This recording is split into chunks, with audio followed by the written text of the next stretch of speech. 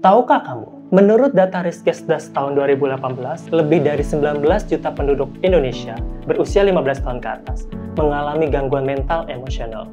Dan lebih dari 15 juta penduduk di usia yang sama mengalami depresi. Tahun 2021, setelah pandemi COVID-19 melanda, angka tersebut diprediksi meningkat. Hari ini, bertepatan dengan Hari Kesehatan Mental.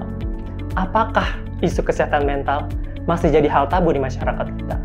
Atau lebih tepatnya, penuh stigma buat para penderita. Mengapa demikian? Dan apa yang bisa kita lakukan?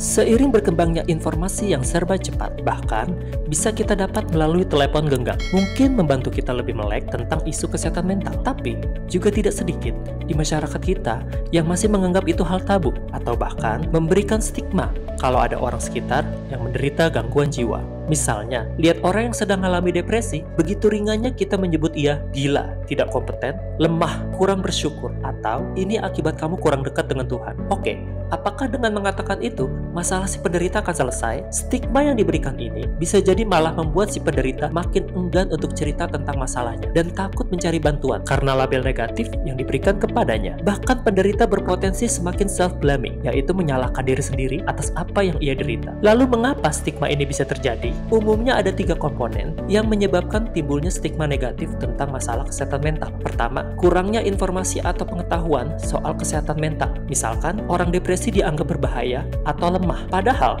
penyebab depresi bisa beragam. Salah satunya bisa karena gangguan kimia pada otak si penderita, masalah hormon, dan masalah kepribadian yang diturunkan. Apakah kita mau menyalahkan mereka karena punya potensi lebih tinggi mengalami depresi? Yang kedua adalah prasangka yang bisa menyebabkan reaksi emosional. Misalkan, karena orang bipolar berbahaya, maka saya takut dengan mereka. Setelah prasangka, muncullah perilaku diskriminasi. Misalnya, karena mereka yang bipolar berbahaya, maka lebih baik aku menghindari mereka. Atau, karena mereka yang depresi adalah orang yang lemah, jadi nggak seharusnya saya berkawan dengan mereka.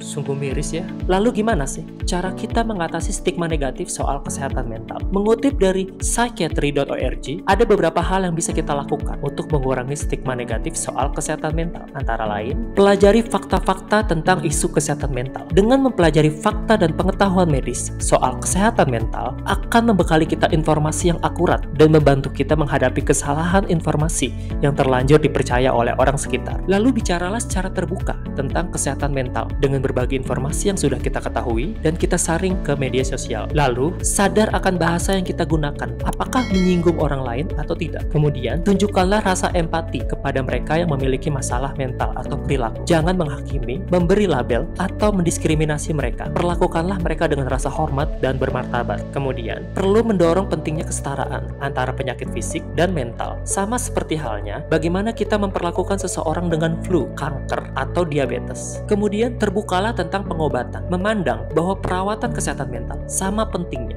seperti perawatan kesehatan yang lain. Ketika merasa ada gangguan mental yang menghambat aktivitas sehari-hari, hindari langsung self-diagnosis, yaitu mendiagnosis diri sendiri. Akan lebih baik untuk mencari bantuan ke pakar atau ahlinya, seperti psikolog atau psikiater. Dan yang terakhir, carilah support group atau komunitas yang dirasa berkaitan dengan masalah mental yang kita alami. Hadapilah stigma negatif dan hindari rasa malu untuk menceritakan apa yang kita rasakan. Siapa tahu dengan kisah yang kita miliki juga ikut menginspirasi orang lain. Kamu, mereka, dan kita semua bisa saling menguatkan. Simpulannya, kesadaran soal isu kesehatan mental bukan cuma perlu dipahami oleh kita seorang, tapi oleh seluruh lapisan masyarakat. Dimulai dari kita sendiri, tidak perlu menghakimi, tapi lebih kepada memahami.